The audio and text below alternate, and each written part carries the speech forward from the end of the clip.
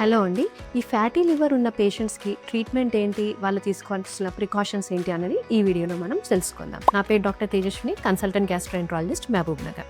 So యూజువల్‌గా fatty liver ఉన్న పేషెంట్స్‌కి ఫస్ట్ ట్రీట్మెంట్ వచ్చేసి లైఫ్ స్టైల్ మోడిఫికేషన్ అండి.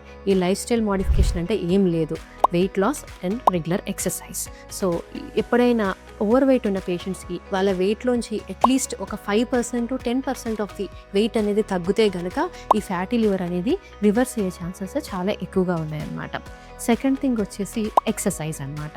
సో యూజువల్గా మనం చాలా ఎక్కువసేపు కూర్చుని ఉంటాం. అట్లా కాకుండా ఒక వీక్ మొత్తం మనం ఎక్సర్సైజ్ ఎంత చేసామనేది క్యాలిక్యులేట్ చేసుకుంటే, అంటే at least 150 minutes of brisk walking కానీ, సైక్లింగ్ కానీ, అట్లాంటి యాక్టివిటీస్లో అంటే వీక్ మొత్తం కలుపుకొని అట్లీస్ట్ ఒక 150 minutes మనం కనుక ఎక్సర్సైజ్లో ఇన్వాల్వ్ అయితే అట్లాంటి పేషెంట్స్కి కూడా ఈ ఫ్యాటీ లివర్ రివర్స్ అయ్యే ఛాన్సెస్ ఎక్కువ ఉంటాయన్నమాట. అండ్ తర్వాత థర్డ్ వచ్చేసి మన డైట్.